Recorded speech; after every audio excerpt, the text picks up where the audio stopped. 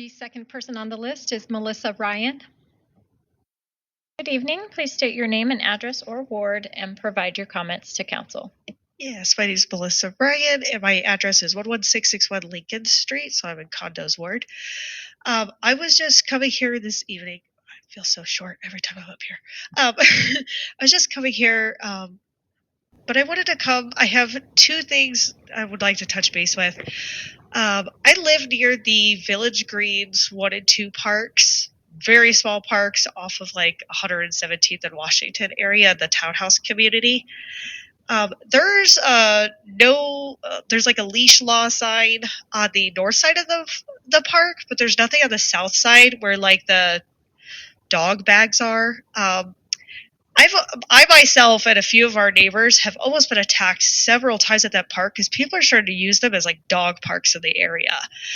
They walk over from the apartments on the north and south side and the town housing community right along the streets.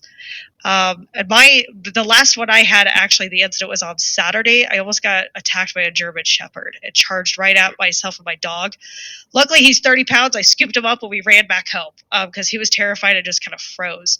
But if there is maybe just a sign on the other side that was more visible, because the other one also doesn't actually face the park, it just faces the street. So I don't think people really utilize it at all. And then my second one, the police officers might even be well aware of this issue in our block in our neighborhood.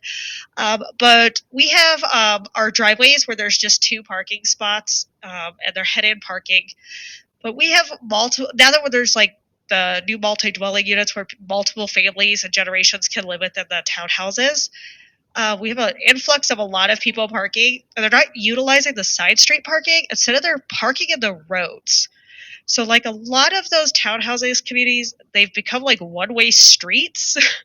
And there was actually just an incident on Saturday where the police had to respond because of an altercation, because if you ask the people that park in the roads to please move their vehicles so you can actually exit your driveway or park in your driveway, they become very combative. We've have several recordings where like we've had some of the neighbors like threaten us because we asked them to move because we can't get in or out of our driveway. My husband works emergency services, so if he gets called out at 2:00 in the morning and he can't leave our driveway and there's a fire happening at one of the hotels, that's an issue. So I've come to you guys because we've tried talking to the neighbors and they're not respectful about it. They get in our faces, scream, yell, curse. We've had the police out a few times. I know they've spoken to the people. It's just maybe thinking if code enforcement can maybe come through and just be like, hey, it's 2 parking spots, not 4 throughout the roads. Like, because it is one-way streets. If somebody has an emergency, I don't even think like sometimes fire trucks or ambulances could get down. And I've got like 90-year-old neighbors, so they get frequent calls over there. So that was just, if we could maybe do something about that townhousing, it's driving us crazy and it's escalating.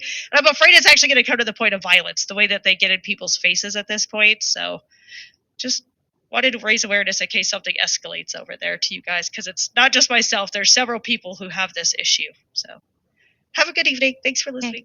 Thank you. And then lastly, I'd like to thank Ms. Melissa for being here and for sharing her commentary. I fully appreciate and understand some of your concerns, and I must say you are very brave. And I relate to this because this morning I had a similar sort of thing where I saw somebody, the grandson of a neighbor that I know very well, so I felt like I can actually intervene. Though perhaps our city manager might be nervous about that, but at least it's somebody that I did know about his car, which had aftermarket enhancements to make the exhaust really loud and annoying. So I spoke with this young man, and I did so in front of his dad. Hopefully I did it respectfully. I think I did. But at the very end, he refused to shake my hand. And so I often wonder if that was a similar sort of experience that you had, that perhaps maybe some of your neighbors just don't really quite fully get it in terms of what it means to be a neighbor that is going to be respectful of everybody else. Is about the best way I can describe it. So I would appreciate it if you could follow up, or at least leave your contact information with one of the staff here on my right, your left, okay, so that we could follow up.